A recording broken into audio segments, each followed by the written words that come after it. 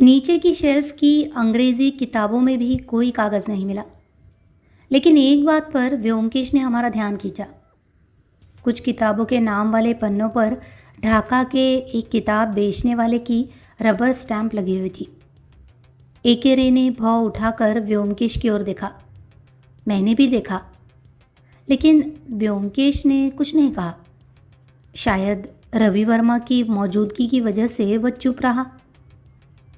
किताबें देखने के बाद व्योमकेश बोला, इन दोनों सूटकेसों में क्या है?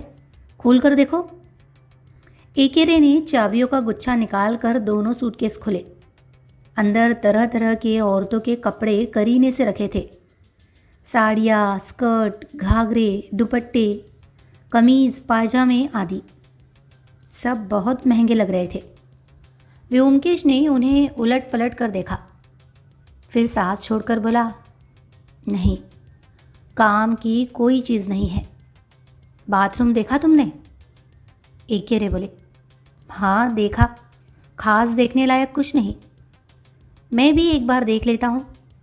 व्योमकेश बाथरूम में चला गया। 2-3 मिनट बाद लौट कर बोला, चलो अब छत पर चलते हैं। कमरे के दरवाजे से कुछ कदम आगे ही सीढ़ियाँ शुरू होती थी। सीढ़ियाँ काफ़ी चौड़ी और शानदार थी। सीढ़ियों के पहले पायदान पर रुककर व्योमकेश ने कहा, रवि बाबू, अब आप हमारे साथ मत आइए, हम लोग खुद ही छत देख लेंगे।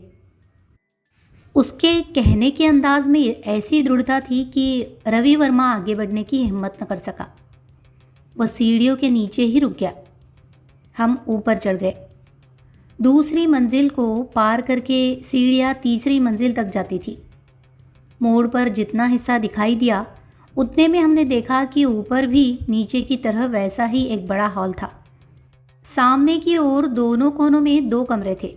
फ़र्क सिर्फ इतना था कि नीचे की मंजिल में पीछे की दीवार पर कोई दरवाज़ा नहीं था, जबकि ऊपर लगातार 3 दरवाजे थे। यानी नीचे की रसोई और भंडार घर के ऊपर कई शयन कक्ष बने हुए थे, जिनके दरवाजे ऊपर वाले हॉल में खुलते थे। तीसरी मंजिल पर सीढ़ियों के अंत में एक बंद दरवाज़ा था। एकेरे ने कुंडी खोलकर दरवाज़ा खोला और बगल का स्विच दबाकर छत की बत्ती जला दी। फ्लड लाइट की तेज़ रोशनी में विशाल छत चमक उठी। हम तीनों छत पर आ गए। व्योमकेश ने सबसे पहले दरवाजे को ध्यान से देखा और बोला, देख रहा हूँ, दरवाज़ा अंदर और बाहर दोनों तरफ से बंद किया जा सकता है।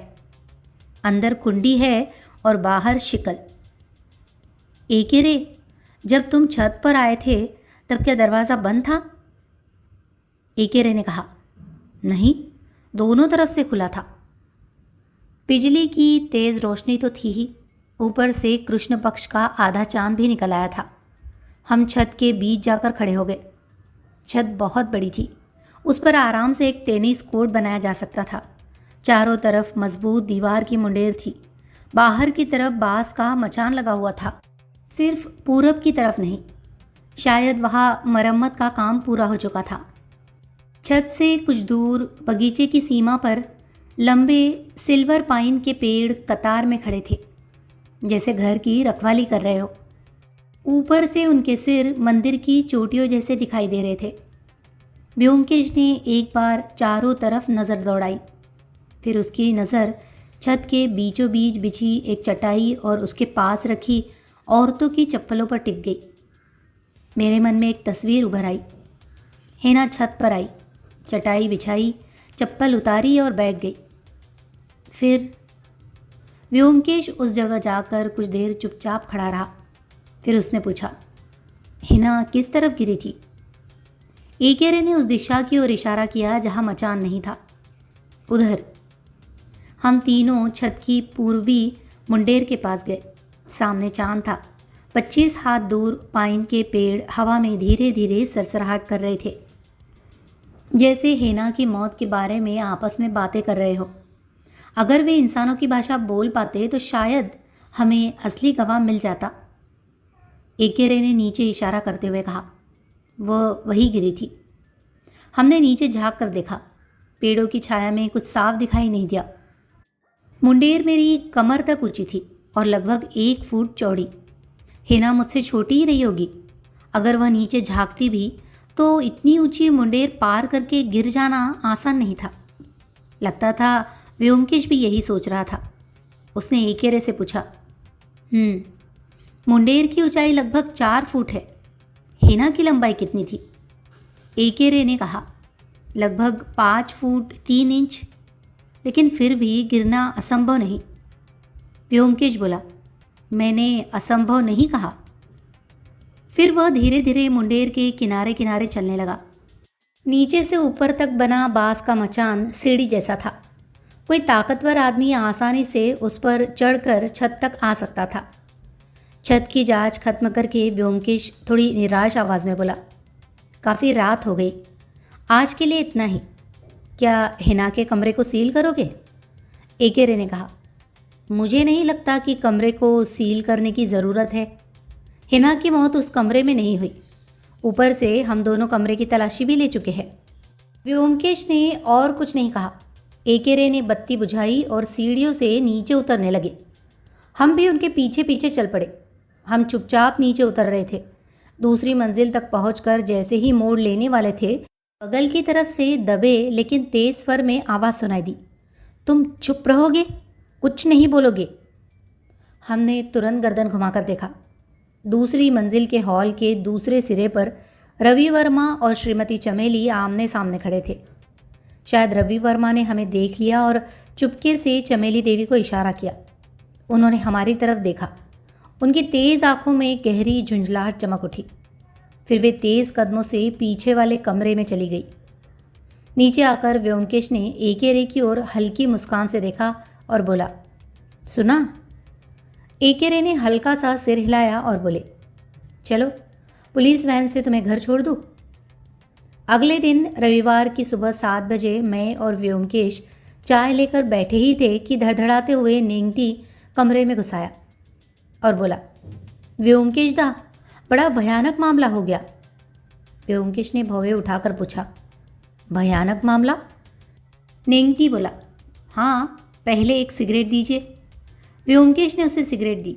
नेंगटी ने उसे जलाकर 2-3 लंबे कश लिए। फिर बोला, कल रात किसी ने हिना के कमरे में आग लगा दी। मैं चौंक कर बोला, क्या? पूरा घर जल गया? नेंगटी ने कहा, नहीं, सिर्फ हिना का कमरा जला है। खाट, बिस्तर, टेबल, अलमारी, कुछ नहीं बचा, सब राख हो गया। व्योमकेश कुछ देर चुप रहा। फिर बोला, रात में तुम्हें पता कब चला? नेंगटी ने कहा, हमें रात में कैसे पता चलता? हम तो दूसरी मंजिल पर सोते हैं। रवि वर्मा नीचे की मंजिल पर सोता है। उसे भी कुछ पता नहीं चला। सुबह होने पर ही सबको मालूम हुआ। फिर क्या? घर में चीख पुकार और हंगामा मचा हुआ है। मैं तुरंत भागकर आपको खबर देने आ गया। कमरे में आग घर के किसी आदमी ने लगाई होगी या बाहर वाले ने? मैं कैसे बताऊँ? रात में नीचे की मंजिल के सारे दरवाजे खिड़कियां बंद रहते हैं। सुबह जब देखा तब हिना के कमरे की दोनों खिड़कियां खुली थी। एंटी बोला, दरवाजे खिड़कियां सब जलकर कोयला हो गई थी। खुली थी या बंद समझना मुश्किल था।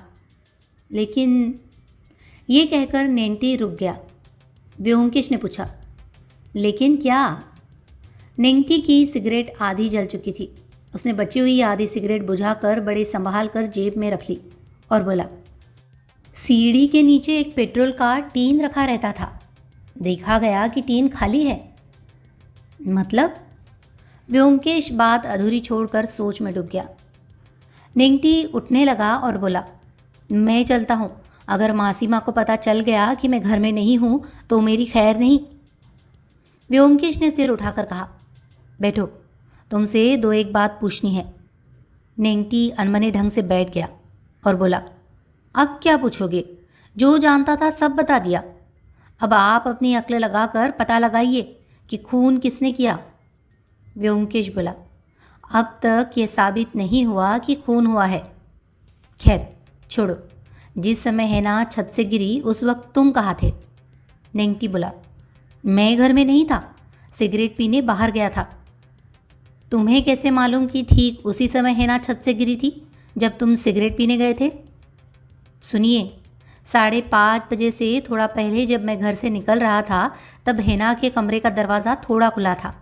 मैंने देखा वह खाट पर बैठकर सलाई से उनका स्वेटर बुन रही थी। लगभग आधे घंटे बाद जब मैं लौटा तब घर में हड़कंप मचा हुआ था। तभी हिना की लाश मिली थी। लाश किसने देखी थी? रवि वर्मा ने। जब तुम बाहर जा रहे थे तब हॉल में और कौन था? उदयदा था, और कोई नहीं। जब तुम सिगरेट पीकर लौटे तब घर के सब लोग मौजूद थे? नेंटी ने थोड़ा सोचकर कहा। मेसो मशाए को छोड़कर बाकी सब थे। व्योमकेश कुछ देर चुपचाप सोचता रहा, फिर बोला, एक और बात, क्या हिना के नाम चिट्ठियाँ आती थी? नेंटी ने पक्के स्वर में कहा, नहीं आती थी। सुबह शाम जब भी डाक आती मैं ही डाकिया से लेता था। आज तक हिना के नाम एक भी चिट्ठी नहीं आई। बाहर के किसी आदमी से हिना का कोई संबंध था? नेंटी सिर हिलाने ही वाला था कि अचानक रुक गया। फिर सिकुड़ी आंखों से व्योमकेश की ओर देखने लगा। व्योमकेश ने पूछा, क्या बात? नेंटी बोला, एक बात बताना भूल गया था व्योमकेश दा, शायद मामूली बात समझकर याद नहीं रही। व्योमकेश बोला, मामूली हो तो भी बताओ। नेंटी धीरे धीरे सोचते हुए बोलने लगा, हिना के आने के 10-12 दिन बाद से ये बात शुरू हुई। हमारी सड़क पर ज़्यादा गाड़ियों का आना जाना नहीं होता। बड़ा शांत और अमीरों का इलाका है। एक दिन शाम को एक टैक्सी धीरे धीरे हमारे घर के सामने से गुजरी। उसके अंदर एक आदमी बैठा माउथ ऑर्गन बजा रहा था। जानते हैं ना माउथ ऑर्गन? चश्मे के डिब्बे जैसा होता है। होठों पर रखकर प्यां प्यां की आवाज़ में बजता है। बहुत तेज़ आवाज़ होती है। जानता हूँ, आगे बताओ। टैक्सी चली गई। 2-3 मिनट बाद फिर दूसरी टैक्सी से लौटकर माउथ ऑर्गन बजाते हुए हमारे घर के सामने से गुजरी। इस घटना के 10-15 मिनट बाद हिना कमरे में ताला लगाकर बाहर निकली। पहली बार मैं दोनों बातों का संबंध समझ नहीं पाया था। व्योमकेश ने पूछा, जो आदमी माउथ ऑर्गन बजा रहा था उसे देखा था? हाँ, कोट पैंट पहने एक आदमी था। फिर 10-12 दिन तक सब शांत रहा। हिना घर से बाहर नहीं निकली। एक दिन मैं दूसरी मंजिल के हॉल की खिड़की से सड़क की तरफ देख रहा था। तभी एक टैक्सी आती दिखाई दी। घर के पास पहुंचते ही उसके अंदर से माउथ ऑर्गन बजने लगा और घर पार करते ही बंद हो गया। थोड़ी देर बाद टैक्सी वापस आई। फिर घर के सामने से एक बार प्यां प्यां बजाकर चली गई। मैं सोचने लगा, हमारे घर के सामने ही ये माउथ ऑर्गन क्यों बजता है? तभी देखा हिना घर से निकलकर उसी दिशा में चली गई जिधर टैक्सी गई थी। तभी अचानक समझ में आया कि कोई आदमी हिना को इशारा करके जाता है और हिना उससे मिलने निकल पड़ती है। हिना कब लौटती थी? लगभग 1 घंटे बाद। कहाँ जाती थी जानते हो? कैसे जानूं? एक बार मैंने उसका पीछा किया भी था। घर से करीब 100 गज दूर सड़क किनारे टैक्सी खड़ी थी। हिना झट से उसमें बैठ गई और टैक्सी चली गई। आखिरी बार हिना कब बाहर गई थी? 10-12 दिन पहले। अच्छा व्योमकेश दा, अब मैं चलता हूँ, बहुत देर हो गई। मौका मिला तो फिर आऊँगा। अच्छा, आना। नेंगटी के चले जाने के बाद व्योमकेश काफ़ी देर तक चुप बैठा रहा। आखिर मैंने ही चुप्पी तोड़कर पूछा, क्या समझ रहे हो? व्योमकेश अनमने ढंग से सिगरेट जलाते हुए बोला, माउथ ऑर्गन वाली बात कुछ गड़बड़ लगती है, लेकिन एक बात साफ है, हिना इस कलकत्ता शहर में बिल्कुल अकेली नहीं थी। खैर, अब हिना की मौत के बारे में यकीन हो गया। ये दुर्घटना नहीं, किसी ने उसका खून किया है। अब सवाल ये है कि ये छिपा हुआ मैनाक कौन है? मैंने कहा, जिसने कमरे में आग लगाई वही होगा। मेरी बात व्योमकेश को पसंद नहीं आई।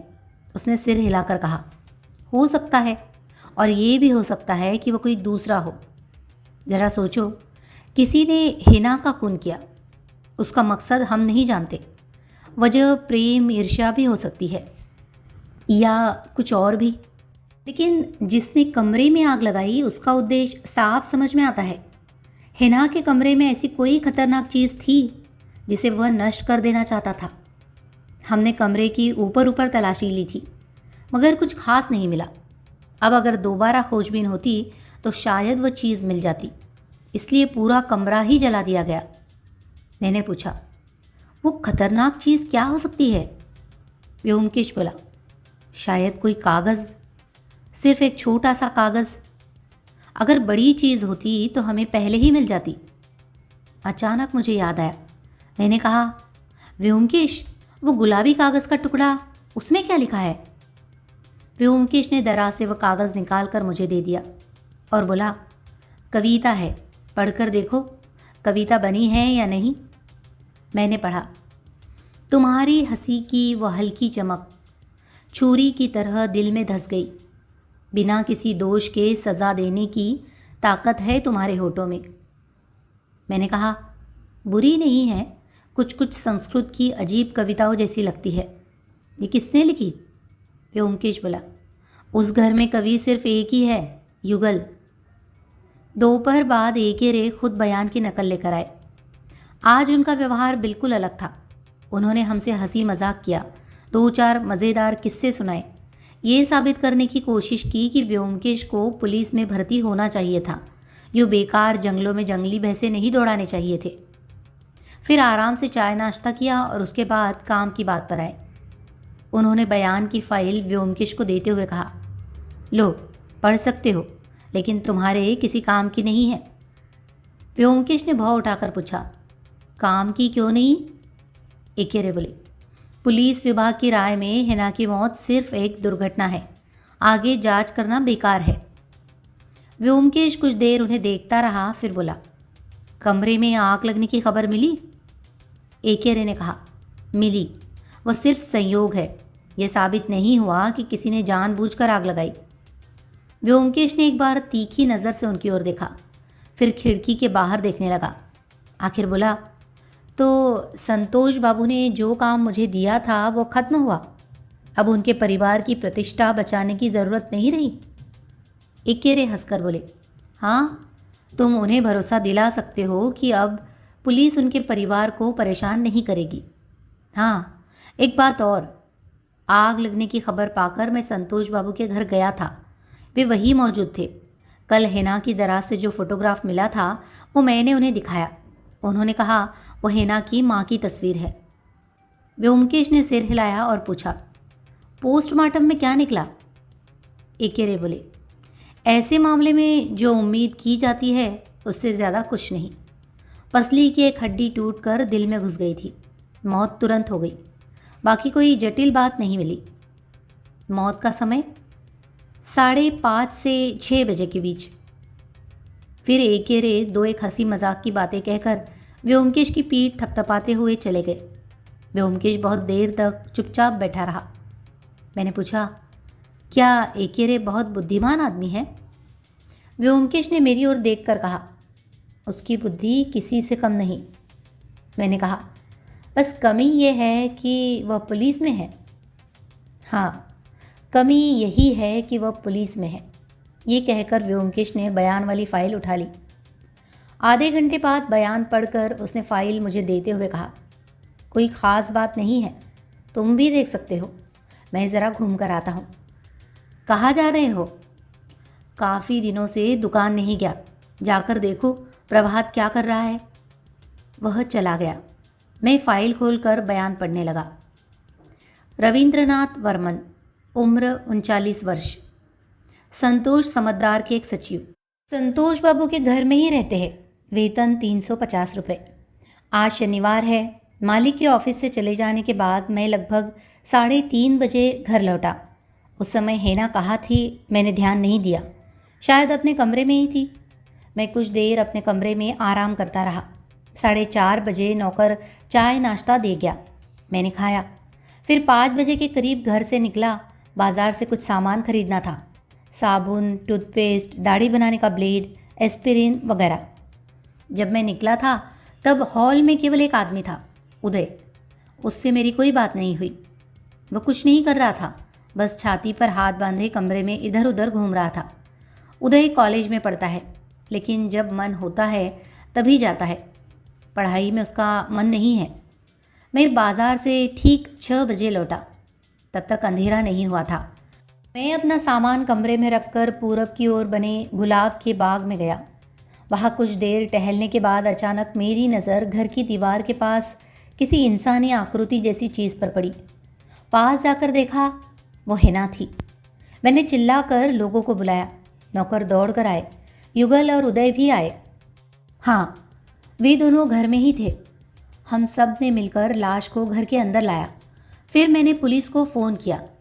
नहीं, मालिक घर में नहीं थे। शनिवार और रविवार को वे घर में नहीं रहते। कहाँ रहते हैं ये मैं नहीं जानता।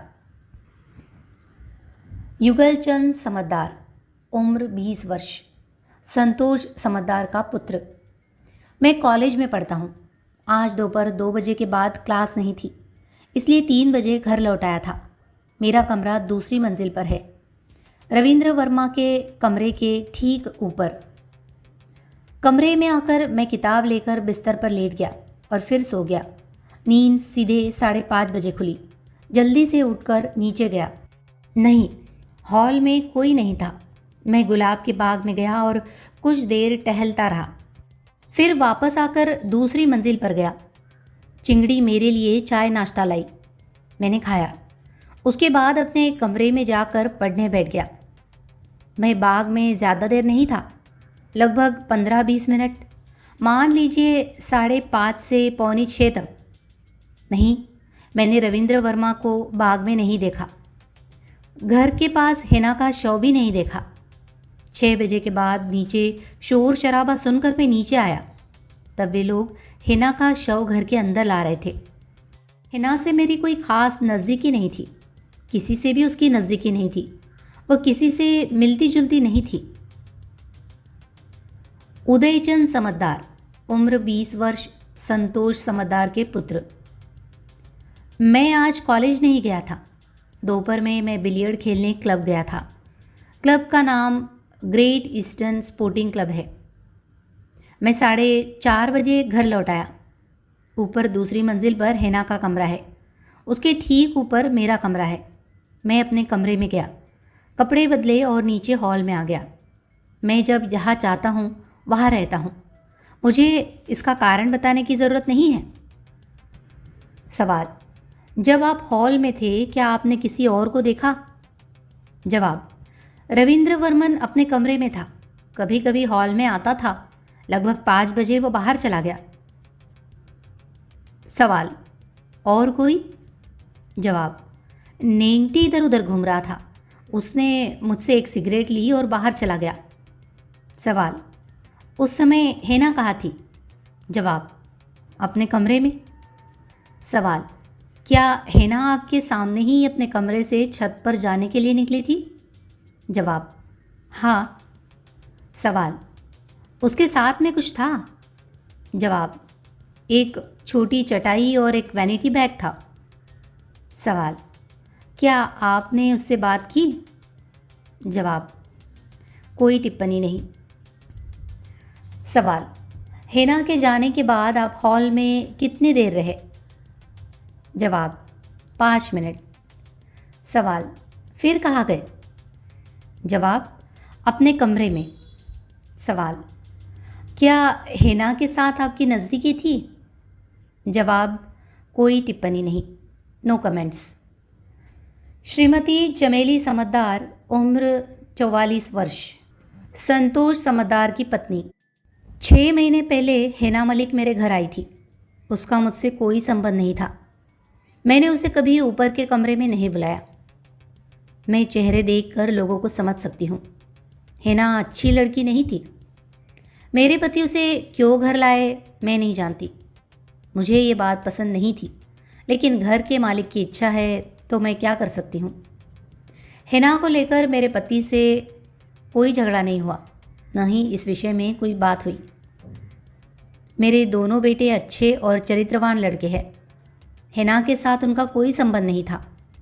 वे ऐसी लड़कियों के साथ मेलजोल नहीं रखते। आज 5 से 6 बजे के बीच मैंने चिंगड़ी के बाल बांधे और चिंगड़ी ने मेरे बाल बांधे। फिर मैं बाथरूम में नहाने गई। मैंने हिना को छत पर जाते नहीं देखा और न ही छत से कोई आवाज़ सुनी।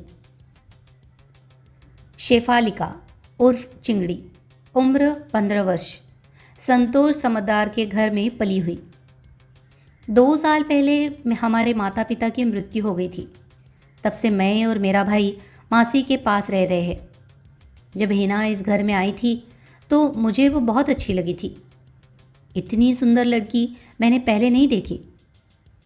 मैं एक बार उससे मिलने गई थी, लेकिन उसने मेरे मुंह पर दरवाज़ा बंद कर दिया। उसके बाद मैं उससे मिलने नहीं गई। मासी ने भी मना कर दिया था। मैंने उसे कुछ बार मामा से यानी संतोष समद्दार से बात करते देखा है। वो उनके साथ अच्छे से बात करती थी। हर 10-12 दिन में वो अच्छे कपड़े पहनकर बाहर जाती थी। कहाँ जाती थी ये मुझे नहीं पता। वो अकेली जाती थी और लगभग 1 घंटे बाद लौट आती थी। हाँ, हर शाम वो छत पर जाती थी। वहाँ वो अकेले क्या करती थी मुझे नहीं पता। शायद टहलती थी या चटाई बिछाकर बैठती थी। मासी को लगता था कि वह छत पर जाकर छुपकर सिगरेट पीती थी। मैं स्कूल नहीं जाती। मासी ने मुझे स्कूल में पढ़ने नहीं दिया। वे कहती है कि स्कूल कॉलेज में लड़कियां बिगड़ जाती है और सिगरेट पीना सीखती है। मैंने घर के कामकाज सीख लिए हैं। आज शाम मासी ने मेरे बाल बांधे और मैंने मासी के बाल बांधे। फिर मासी बाथरूम गई। मैं भाइयों को खाना देने गई। युगलदा अपने कमरे में थे। उन्हें खाना देकर मैं उदयदा के कमरे में गई। वो वहाँ नहीं थे। उनकी मेज़ पर खाना रखकर मैं वापस आ गई। फिर मैं भी नहाने बाथरूम चली गई। घर में 5 बाथरूम हैं। मुझे पता नहीं कि हिना कब छत पर गई। मैंने छत से कोई आवाज़ नहीं सुनी। बाथरूम से निकलने के बाद नीचे शोर सुनाई दिया। तब मुझे पता चला कि हिना छत से गिरकर मर गई है। निर्मल चंद्र दत्त उर्फ नेंगटी, उम्र 17 वर्ष, संतोष समद्दार के घर में पला हुआ। चिंगड़ी मेरी बहन है। माता पिता की मृत्यु के बाद से हम मासी के पास रह रहे हैं। मैं पढ़ाई लिखाई नहीं करता। मामा ने कहा है कि जब मैं 18 साल का हो जाऊंगा तब उनकी कंपनी में मुझे नौकरी मिल जाएगी। हिना बहुत सुंदर थी, लेकिन बहुत घमंडी थी। वो मुझसे बात भी नहीं करती थी। घर में सिर्फ मामा से हंसकर बात करती थी और युगलदा तथा उदयदा से कभी कभार 2-4 बातें कर लेती थी। हिना के बारे में मैं कुछ नहीं जानता। मैंने बयान पढ़ना खत्म करके कुछ देर चुपचाप सिगरेट पी। उन सभी लोगों में से कोई भी ऐसा नहीं लगता था जिसने हिना को छत से धक्का दिया हो। उदय थोड़ा उद्दंड जरूर था, लेकिन उससे कुछ साबित नहीं होता। क्या सच में किसी ने उसे छत से फेंका था?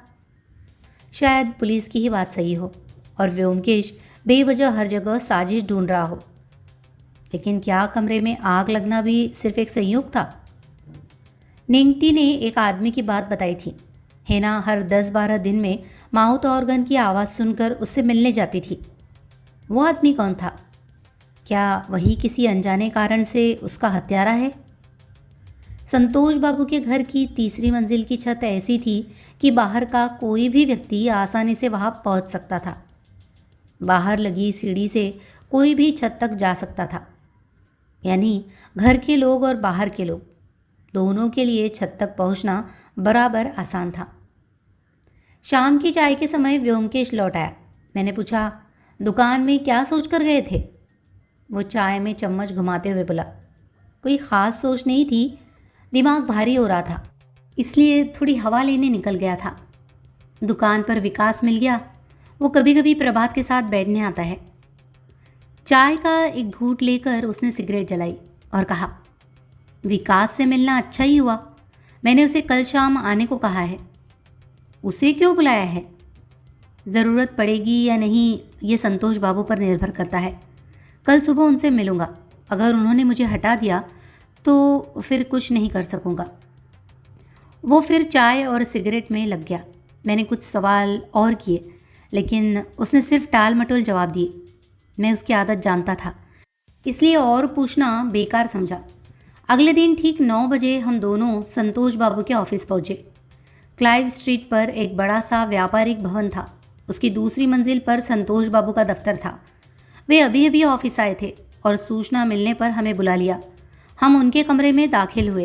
मेज़ पर कागज़ों की फाइलें, 2 टेलीफोन और सामने अकेले संतोष बाबू बैठे थे। आज वे पूरी तरह अंग्रेजी वेशभूषा में थे। कोट उतार कर रखा था और लिनेन की शर्ट के साथ महंगी रेशमी टाई पहनी थी। संतोष बाबू ने हाथ हिलाकर हमारा स्वागत किया। हम जब मेज़ के पास बैठे तो उन्होंने व्योमकेश से पूछा, क्या खबर है? व्योमकेश बोला, शायद आपने सुना होगा, पुलिस ने तय किया है कि हिना की मौत एक दुर्घटना थी। संतोष बाबू चौंक कर बोले, ऐसा है क्या? मैंने तो नहीं सुना। फिर उन्होंने एक आराम की सांस लेकर कहा, अच्छा हुआ, बच गया। मन में एक बेचैनी सी थी। व्योमकेश बोला, लेकिन मैं अब भी पूरी तरह निश्चित नहीं हो पाया हूँ। संतोष बाबू थोड़ा आश्चर्य से उसकी ओर देखने लगे। फिर बोले, मतलब आपको लगता है कि हेना की हत्या की गई है? कोई सूत्र मिला है क्या? व्योमकेश बोला, पहली बात, कमरे में आग लगना स्वाभाविक नहीं लगता।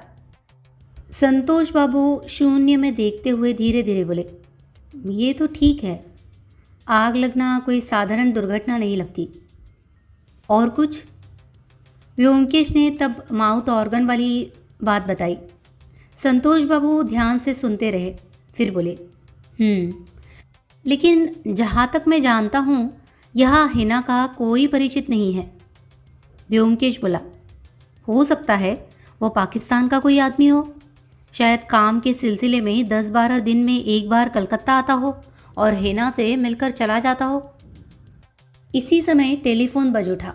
संतोष बाबू ने फ़ोन उठाकर सुना, 2 बार हाँ कहा और फिर फ़ोन रख दिया। व्योमकेश की ओर देखकर बोले, हो सकता है, हो सकता है। तो अब आप क्या करना चाहते हैं? व्योमकेश बोला, अगर आपकी अनुमति हो तो मैं घर के सभी लोगों से पूछताछ करना चाहूँगा। संतोष बाबू कुछ देर चुप रहे। फिर बोले, देखिए व्योमकेश बाबू, मैंने आपको अपने पारिवारिक हितों की रक्षा के लिए रखा था, लेकिन पुलिस जब कह रही है कि ये दुर्घटना है तो अब आपकी जिम्मेदारी खत्म हो गई है। वैसे आपकी फ़ीस आपको मिल जाएगी। व्योमकेश बोला, मुझे फ़ीस की जल्दी नहीं है मिस्टर समादार, और न ही मैं ज़्यादा काम दिखाकर ज़्यादा पैसे लेने का इरादा रखता हूँ। मैं केवल सच जानना चाहता हूँ। संतोष बाबू थोड़े अधीर होकर बोले, सच जानना? जब पुलिस के झंझट से छुटकारा मिल गया है तो मुझे सिर्फ सच जानने में कोई दिलचस्पी नहीं है। फिर टेलीफोन फिर बज उठा। संतोष बाबू ने एक फ़ोन पर बात खत्म की ही थी कि दूसरा फ़ोन बजने लगा। एक के बाद एक दोनों फ़ोन पर बात करने के बाद उन्होंने हमारी ओर देखा और मुस्कुराए। व्योमकेश उठकर खड़ा हो गया और बोला, आप काम में व्यस्त है, आपको परेशान नहीं करेंगे। तो आपकी दिलचस्पी नहीं है? संतोष बाबू बोले, दिलचस्पी नहीं है और विरोध भी नहीं है। आप घर के सभी लोगों से पूछताछ कर लीजिए। धन्यवाद। क्या रवि वर्मा ऑफिस में है? नहीं, उसकी तबीयत खराब है, वो आज ऑफिस नहीं आया, घर पर ही है। अच्छा, कृपया आप घर पर बता दीजिएगा कि हम आ रहे हैं। ठीक है। उन्होंने टेलीफोन उठाकर नंबर घुमाना शुरू कर दिया। हम बाहर निकल आए। संतोष बाबू के घर पहुंचने पर लगभग 9:30 बज रहे थे। गेट से अंदर घुसते ही व्योमकेश बोला, चलो पहले बाग देख लेते हैं। हम पूर्व दिशा की ओर मुड़ गए। घर के कोने पर हेना के कमरे की जली हुई टूटी कांच वाली दोनों खिड़कियां किसी गड्ढे की तरह खुली हुई थी। गुलाब के बागान में सिल्वर पाइन की छाया पड़ी हुई थी और बहुत सारे सफ़ेद, लाल और पीले फूल खिले थे। यहाँ कोई मचान नहीं था। चूने से पुती दीवार धूप को परिवर्तित कर रही थी। हेना इसी दीवार के नीचे गिरकर मर गई थी, लेकिन कहीं कोई निशान नहीं था। इस धरती पर हत्या के चिन्ह होते हैं, फिर भी कोई चिन्ह नहीं रहता। घर के पीछे की ओर मचान लगा हुआ था। मिस्त्री लोग मरम्मत का काम शुरू कर चुके थे। 2 मजदूर सिर पर लोहे का सामान लेकर मचान से जुड़ी सीढ़ी पर ऊपर नीचे आ जा रहे थे। काम धीरे धीरे चल रहा था। पीछे से घूमकर हम घर के पश्चिम दिशा में पहुँचे। यहाँ दीवार पर मचान लगा हुआ था। मिस्त्री काम कर रहे थे, मजदूर ऊपर नीचे आ जा रहे थे। व्योमकेश कुछ देर ऊपर की ओर देखता रहा, फिर सीढ़ी से ऊपर चढ़ गया और छत पर जाकर एक बार झाँक कर वापस नीचे आ गया। मैं उत्साहित होकर बोला, क्या बात है, छत पर क्या देखा?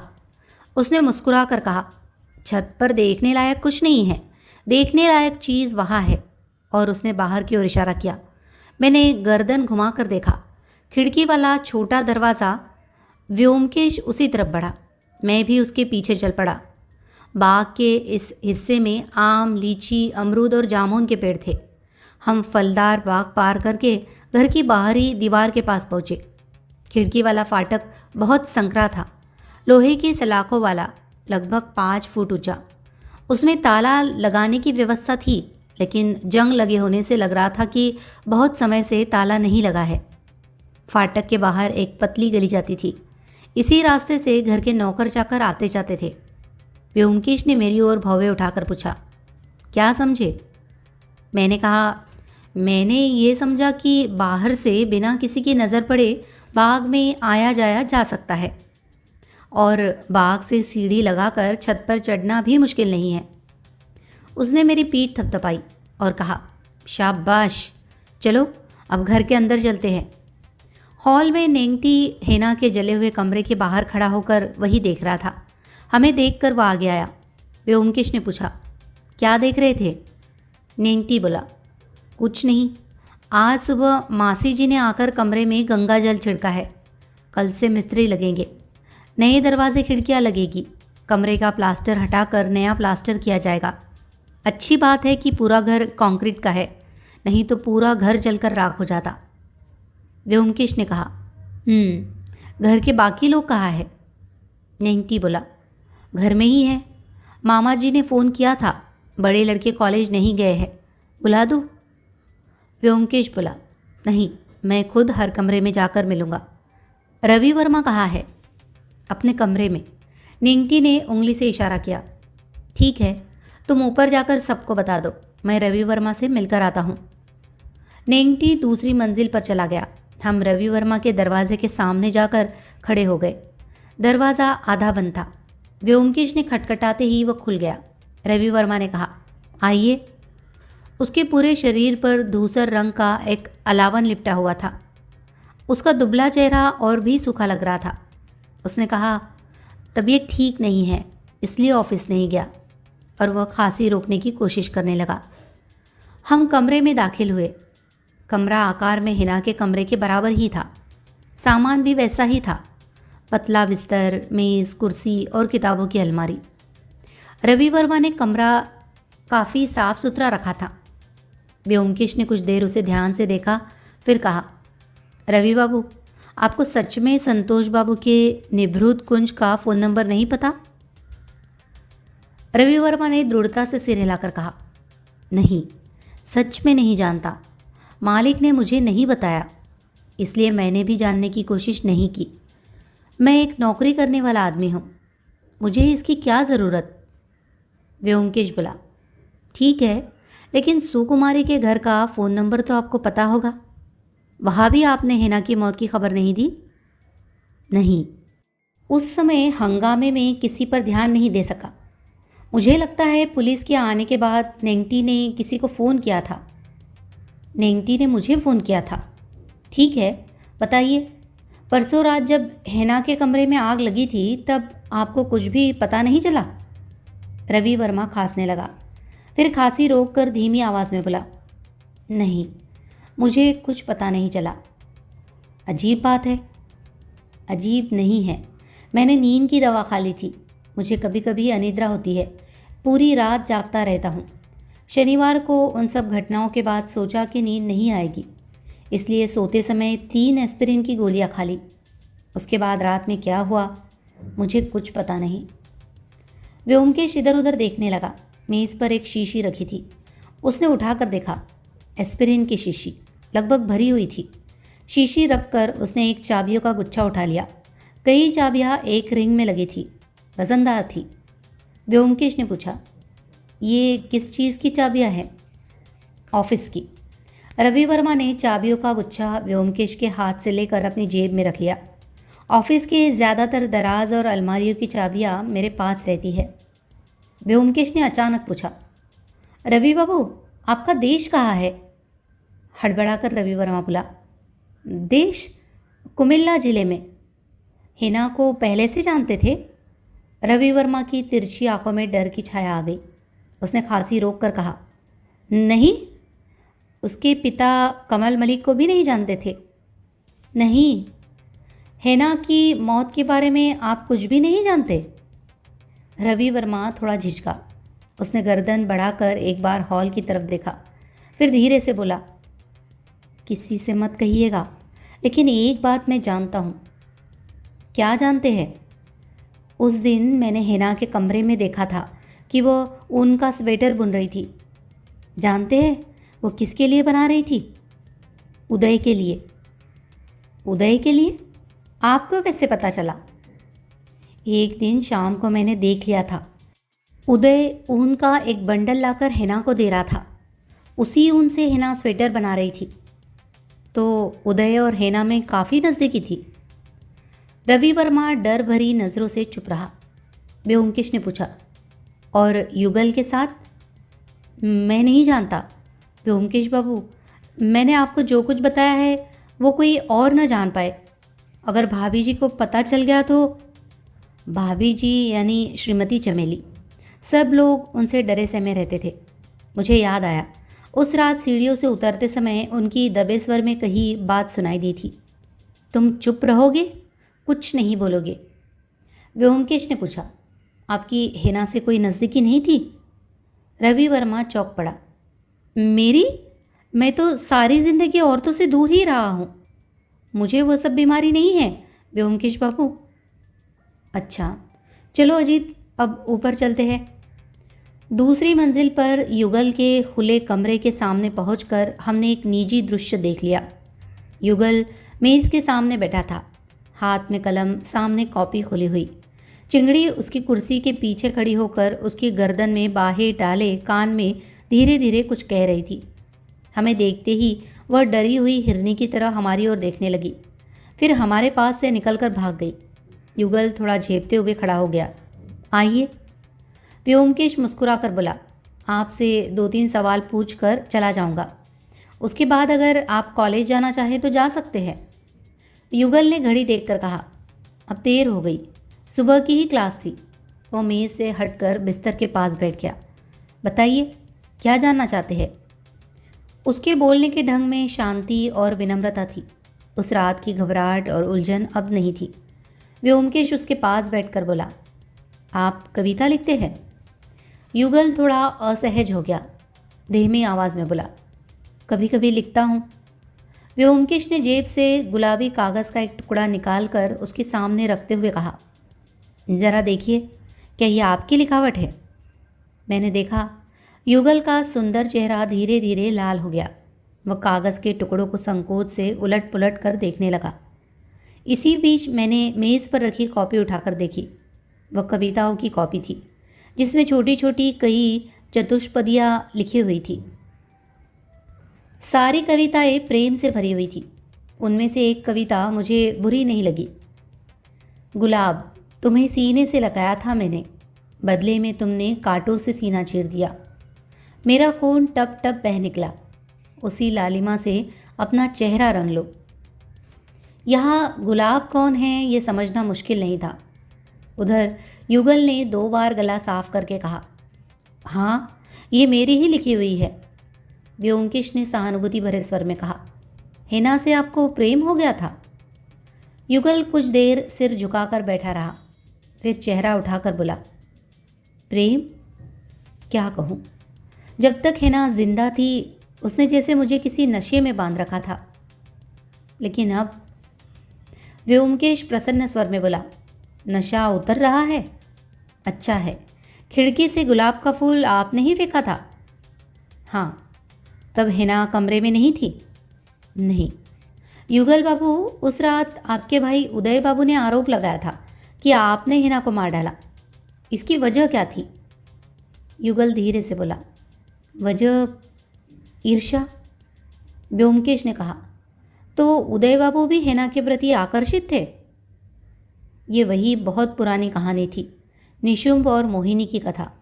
बस फ़र्क इतना था कि इस कहानी में अंत कुछ और तरह से हुआ था। व्योमकेश ने पूछा, आप दोनों भाइयों में से हिना किसे ज़्यादा पसंद करती थी? युगल कुछ देर चुप रहा, फिर बोला, अब लगता है हिना किसी को भी पसंद नहीं करती थी। आप दोनों भाइयों के अलावा और कोई भी हिना की तरफ आकर्षित था, जैसे रवि वर्मा? युगल ने अचानक चेहरा उठाया। उसके चेहरे पर अविश्वास साफ दिखाई दिया।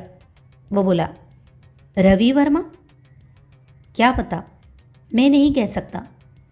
उदय अपने कमरे में बैठा टेनिस रैकेट की डोरी पर तेल लगा रहा था। हमें दरवाजे पर देखते ही उसने घनी भौं के नीचे से कठोर नज़रों से घूर कर कहा, अब क्या चाहिए? व्योमकेश का चेहरा सख्त हो गया। उसने उंगली उठाकर कहा, तुम हिना के लिए ऊन लाए थे ताकि वो तुम्हारे लिए स्वेटर बुन सके? उदय ने अकड़ कर कहा, हाँ लाया था, उससे क्या साबित होता है? व्योमकेश बोला, इससे साबित होता है कि तुम्हारी उससे नज़दीकी थी। उस दिन जब वह छत पर गई थी तब तुम भी उसके पीछे पीछे छत पर गए थे। वहाँ तुम्हारा उससे झगड़ा हुआ और तुमने उसे छत से नीचे धक्का दे दिया। उदय स्तब्ध होकर खड़ा रह गया। उसका चेहरा पीला पड़ गया। वह डरते हुए बोला, नहीं, मैं छत पर नहीं गया था। मैं हिना के पीछे पीछे सीढ़ियों से ऊपर गया था, लेकिन छत पर पहुंचने से पहले ही हिना ने दरवाजे में अंदर से कुंडी लगा दी थी। मैंने उसे धक्का नहीं दिया। मैं उससे प्यार करता था और वो भी मुझसे प्यार करती थी। व्योमकेश ने कठोर स्वर में कहा, हिना किसी और से प्यार करती हो या न करती हो, लेकिन तुमसे नहीं करती थी। वह तुम्हें बंदर की तरह नचा रही थी। चलो अजीत। हम हॉल के बीच में रखी गोल मेज़ के पास जाकर बैठ गए। मैंने गर्दन घुमाकर देखा। उदय कुछ देर स्तब्ध सा खड़ा रहा, फिर चुपचाप अपने कमरे का दरवाज़ा बंद कर लिया। सामने देखा, पीछे की कतार वाले एक कमरे से श्रीमती चमेली बाहर आ रही थी। लगता था अभी भी स्नान करके निकली है। उनके भीगे बालों से अब भी पानी टपक रहा था। साड़ी का आंचल किसी तरह सिर को ढके हुए था और आंखों में शंका और चिंता झलक रही थी। हम खड़े हो गए। श्रीमती चमेली ने धीमे लेकिन तीखे स्वर में व्योमकेश से पूछा, उदय आपसे क्या कह रहा था? व्योमकेश बोला, कोई खतरनाक बात नहीं कही, आप डरिए मत, बैठिए, आपसे दो एक बात पूछनी है। श्रीमती चमेली बैठी नहीं। शायद कुर्सी पर बैठने से खुद को अशुद्ध समझती।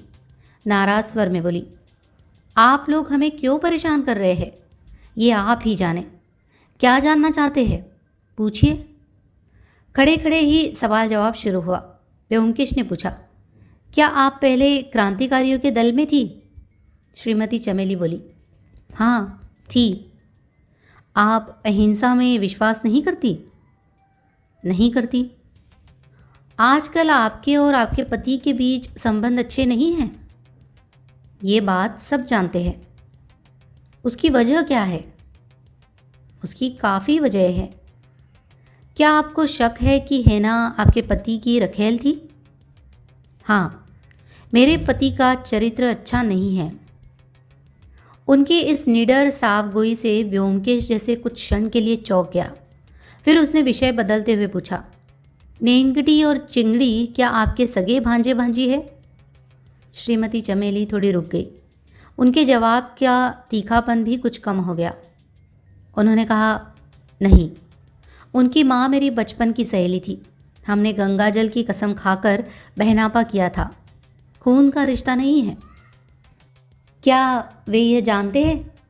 नहीं, अभी नहीं बताया, समय आने पर बताऊंगी। व्योमकेश ने मुस्कुराकर नमस्कार किया और बोला, धन्यवाद, अब आपको और परेशान नहीं करेंगे, हम चलते हैं। श्रीमती चमेली तीखी निगाहों से हमें देखती रही और हम नीचे उतर आए। नेंगटी हमें फाटक तक छोड़ने आया। उसने व्योमकेश की ओर रहस्यमयी नज़र से देखकर कहा, कुछ समझ पाए? व्योमकेश ने कुछ झुंझलाकर कहा, नहीं। क्या तुम समझ गए हो? नेंगटी बोला, मुझे समझने की क्या ज़रूरत है? आप तो सत्यान्वेषी है, आपको ही समझना होगा। फुटपाथ पर आकर व्योमकेश ने घड़ी देखी। 10:30 बज गए। चलो, अभी समय है, श्रीमती सुकुमारी से भी मिलते चले। श्रीमती सुकुमारी का घर मध्य कलकत्ता के एक सभ्य मोहल्ले में था। हमारे घर से ज़्यादा दूर नहीं। मकान के नीचे की मंजिल पर दुकानें थी और दूसरी मंजिल पर सुकुमारी का निवास। सीढ़ियाँ चढ़ते समय हमें मृदंग और खंजनी की धीमी आवाज़ सुनाई दी, साथ में पिघलती हुई मधुर आवाज़, राधे श्याम जय राधे श्याम। शायद सुकुमारी वैष्णवी रियाज कर रही थी। दरवाज़ा खटखटाने पर एक उम्रदराज महिला ने आकर दरवाज़ा खोला। साड़ी पहने, गोल मटोल शरीर, आंखों पर स्टील का चश्मा और चेहरे पर जीवन के अनुभव की छाप। मैंने अनुमान लगाया ये सुकुमारी की मौसी और बिजनेस मैनेजर है। उन्होंने हमें एक छोटे से कमरे में बैठाया और ख़ुद अंदर चली गई। हम जाजिम बिछे तख्त के किनारे बैठ गए। कमरे में और कोई सामान नहीं था, सिर्फ दीवार पर गौर निताई की एक तस्वीर टंगी थी। भीतर वाले कमरे में संगीत बंद हो गया। मौसी आकर हमें अंदर ले गई। ये कमरा काफ़ी बड़ा था और फर्श पर कालीन बिछा था। एक दुबले पतले वैष्णव गले में कंठी डाले, गोद में मृदंग रखे, किसी जामिनी राय की तस्वीर की तरह बैठे थे। हमें उन्होंने कठोर नज़रों से देखा, फिर उठकर चले गए। थोड़ी दूर पर सुकुमारी खंजनी हाथ में लिए बैठी थी। उन्होंने सिर झुकाकर हमें प्रणाम किया और मधुर स्वर में बोली, आइए। कुछ लोग ऐसे होते हैं जिनकी जवानी बीत जाने पर भी उनका आकर्षण बना रहता है। सुकुमारी की उम्र 37-38 से कम नहीं होगी, लेकिन जिसे अंग्रेज़ी में सेक्स अपील कहते हैं वह अब भी उनके पूरे व्यक्तित्व में भरी हुई थी। साफ शब्दों में कहे तो उन्हें देखते ही पुरुष का मन विचलित हो उठता था। लंबा सुडौल शरीर, चेहरे पर सहज कोमलता और आँखों में हल्की मधोशी। उनमें बनावट या दिखावा बिल्कुल नहीं था। उनकी स्वाभाविक सरलता ही जैसे चारों ओर मोह का जाल फैला रही थी। उन्हें देखकर विश्वास हो जाता था कि वो केवल अपनी मधुर आवाज़ के कारण प्रसिद्ध कीर्तन गायिका नहीं बनी, बल्कि रूप, गुण और व्यक्तित्व, इन सबके मेल ने ही लोगों का मन जीत लिया था। वो मानो महान कवियों की कल्पना की किसी चर यौवना वैष्णवी की मूर्ति लगती थी। व्योमकेश ने कहा, संतोष बाबू ने आपका पता दिया था, इसलिए सोचा। सुकुमारी ने मोह भरी आंखों से व्योमकेश की ओर देखते हुए कहा, उन्होंने फ़ोन पर आपके बारे में बताया था। सिर्फ उनका गाना ही नहीं, बोलने की आवाज़ भी मानो शहद टपकाती थी। व्योमकेश ने पूछा, तो आपने हिना के बारे में सुन लिया होगा? सुकुमारी ने थोड़ा उदास होकर सिर हिलाया। हाँ, हिना नाम की एक लड़की को संतोष बाबू ने अपने घर में शरण दी है। क्या ये बात आप पहले से जानती थी? हाँ, मैं जानती थी। उन्होंने अपने माता पिता खो चुकी एक मित्र की बेटी को अपने घर में सहारा दिया है। व्योमकेश ने थोड़ा संकोच से कहा, देखिए, संतोष बाबू के साथ आपके लंबे समय के संबंध के बारे में मैं जानता हूँ, इसलिए मुझसे झिझकने की ज़रूरत नहीं है। उस दिन यानी शनिवार दोपहर से क्या क्या हुआ था मुझे बताइए। सुकुमारी कुछ देर तक सिर झुकाकर अपने पैरों के नाखून को रेती रही, फिर बोली, मुझे कोई झिझक नहीं है, बल्कि गर्व है, लेकिन उनकी इज्जत है, इसलिए सब छिपा कर रखना पड़ता है। उस दिन की बात सुनना चाहते हैं तो सुनिए। हम उस मकान को छोटा घर कहते हैं। उस दिन करीब 2 बजे यहाँ का काम निपटा कर मैं छोटे घर गई। 5 दिन तक वो घर बंद रहता है, इसलिए सफाई करते करते 3:30 बज गए। फिर वे आए। आकर उन्होंने ऑफिस के कपड़े बदले और स्नान किया। छोटे घर में उनके 5 जोड़ी कपड़े रखे रहते हैं और बहुत सी अंग्रेज़ी किताबें भी है। वे अपने कमरे में जाकर किताब लेकर बैठ गए और मैं नाश्ता बनाने चली गई। वे बाज़ार का खाना नहीं खाते। 6 बजे उन्होंने नाश्ता किया, फिर गाना सुनने बैठे। छोटे घर में साथ देने के लिए कोई वाद्य यंत्र नहीं है, मैं सिर्फ खंजनी बजाकर गाती हूँ। याद है, उस दिन मैंने 3 पद गाए थे, एक चंडीदास का, एक गोविंददास का और एक जगदानंद का। एक पद गाने में कम से कम आधा घंटा लगता है। मैं जब जगदानंद का मंजू विकच कुसुम पुंज पद समाप्त करके उठी, तभी पास वाले कमरे में टेलीफोन बज उठा। मैं उठती उससे पहले ही वे जाकर फ़ोन उठा चुके थे। 2 मिनट बाद लौटकर उन्होंने कहा, मैं अभी जा रहा हूँ, हिना छत से गिरकर मर गई है। जिस कपड़ों में थे उसी हालत में वे निकल गए। सुकुमारी चुप हो गई। व्योमकेश भी कुछ देर शांत रहा। फिर उसने पूछा, किसने फ़ोन किया था? यह आप नहीं जानती? सुकुमारी बोली, नहीं, बाद में मैंने इस घर में पूछताछ की थी, लेकिन यहाँ से किसी ने फ़ोन नहीं किया था। इस घर में फ़ोन नंबर कौन कौन जानता है? सिर्फ दीदी मनी जानती है और कोई नहीं। दीदी मनी? मेरी अभिभाविका घर का सारा कामकाज देखती है। क्या उन्हें बुलाओ? बुलाइए। जिन्हें मैं मौसी समझ रहा था वो दीदी मनी निकली।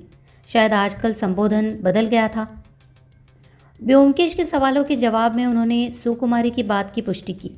उस दिन उन्होंने फ़ोन नहीं किया था और इस घर में उनके और सुकुमारी के अलावा छोटे घर का फ़ोन नंबर कोई नहीं जानता था। दीदी मनी के जाने के बाद व्योमकेश उठने लगा और बोला, आपकी सुबह हमने ख़राब कर दी। सुकुमारी ने हाथ जोड़कर कहा, अगर आप मेरे घर आए हैं तो एक गीत सुनकर जाइए, मेरे पास और है ही क्या। फिर सुकुमारी ने बिना किसी संगत के केवल खंजनी बजाकर गाना शुरू किया। वह विद्यापति का आत्मसमर्पण का पद था। माधव, बहुत विनती करती हो तुमसे। उसका गाना मैंने पहले कभी नहीं सुना था। सुनकर मैं जैसे मंत्रमुग्ध हो गया। उसकी आवाज़ की मिठास, उच्चारण की शुद्धता और भावों की गहरी अभिव्यक्ति ने मेरे मन को जैसे किसी दुर्लभ आनंदमय लोक में पहुंचा दिया। अब तक मैं उसके केवल मोहक और चंचल रूप को देखता था, लेकिन इस समय उसके भीतर की शांत, पवित्र और तपस्विनी छवि दिखाई दी। उस दिन घर लौटते लौटते 1 बज गया। नहाकर और खाना खाकर मैं बाहर वाले कमरे में आया। व्योमकेश अभी भी कपड़े पहन रहा था। तभी टेलीफोन बज उठा। मैंने जल्दी से जाकर रिसीवर उठा लिया। तुरंत ही दूसरी तरफ से एक महिला की तेज़ आवाज़ सुनाई दी। हेलो व्योमकेश बाबू, मैं चमेली समादार बोल रही हूँ। देखिए, आप ये शक कर रहे हैं कि मेरे लड़कों ने हिना की हत्या की है। गलत, बिल्कुल गलत। मेरे लड़के अपने बाप जैसे नहीं हैं। वे अच्छे चरित्र वाले अच्छे लड़के हैं। वे हिना को क्यों मारेंगे? मैं आपको कह रही हूँ, किसी ने हिना को नहीं मारा। वह खुद छत से गिरकर मरी है। नीचे झांक कर देख रही थी, संतुलन नहीं रख पाई। इतना कहकर वह सांस लेने के लिए रुकी। मैं बहुत संकोच से बोला, देखिए, मैं व्योमकेश नहीं, अजीत बोल रहा हूँ। मैं उन्हें बुलाता हूँ। कुछ पल स्तब्ध चुप्पी रही। फिर कट की आवाज़ के साथ फ़ोन कट गया। इतने में व्योमकेश आकर खड़ा हो गया था। मैंने उसे श्रीमती चमेली की बात बताई। वह सिगरेट जलाकर टहलते हुए बोला, महिला का स्वभाव बहुत भावुक और नर्वस है। आज मैंने उनके लड़कों से जो सवाल किए, शायद उनके बारे में उन्हें पता चल गया है, इसलिए डर गई है। उन्हें ये नहीं मालूम कि पुलिस ने हाथ खींच लिया है। अगर मालूम होता तो मुझे फ़ोन नहीं करती। मैंने पूछा, व्योमकेश, आज तो तुमने सबको अच्छी तरह परखा, कुछ अंदाज़ा लगा? उसने हाथ उठाकर कहा, रुको, अभी और सोचने दो। दोपहर बाद विकास आया। उसके साथ एक दुबला पतला युवक भी था। विकास के चेहरे और हाव भाव में कोई बदलाव नहीं था। उसने उस युवक की ओर उंगली दिखाकर कहा, इसका नाम गुपी किष्ट है, मेरा चेला। ज़रूरत पड़ सकती है, इसीलिए साथ लाया हूँ सर। कुछ लोग ऐसे होते हैं जिन्हें एक बार देखकर कभी भुलाया नहीं जा सकता। गुपी किष्ट बिल्कुल उसका उल्टा था। उसका चेहरा इतना साधारण और बिना किसी खास पहचान वाला था कि 1000 बार देखने पर भी याद न रहे। वह किसी गिरगिट की तरह माहौल में घुल मिल कर गायब हो जाता था। व्योमकेश ने गुपी किष्ट को गौर से देखकर मुस्कुराते हुए कहा, अच्छा, बैठो तुम लोग, तुम दोनों की ज़रूरत पड़ेगी। और 2 लोग मिल जाते तो अच्छा होता। विकास उत्साह से बोला, और भी है सर, कुछ लड़कों को जासूसी की ट्रेनिंग दे रहा हूँ। अगर किसी का पीछा करने का काम हो तो वे कर लेंगे। व्योमकेश बोला, हाँ, पीछा करने का काम ही है। 4 लोगों की गतिविधियों पर नज़र रखना है। बस हो गया समझिए। बाबुई और चिचिंग को लगा दूंगा। बच्चे हैं लेकिन बड़े होशियार है। विकास और गुपीकिष्ट तख्त के किनारे बैठ गए। विकास बोला, अब सब बात बताइए सर। व्योमकेश ने पुतीराम को बुलाकर चाय नाश्ते का आदेश दिया। फिर व्योमकेश ने मोटे तौर पर पूरी स्थिति विकास को समझा दी। 4 लोगों पर नज़र रखनी थी, संतोष बाबू, रवि वर्मा, युगल और उदय। वे कहाँ जाते हैं, किससे बात करते हैं, कोई असामान्य काम करते हैं या नहीं, सब पर ध्यान देना था। रोज़ रिपोर्ट देने की ज़रूरत नहीं थी, लेकिन किसी बात पर शक होते ही तुरंत खबर देनी थी।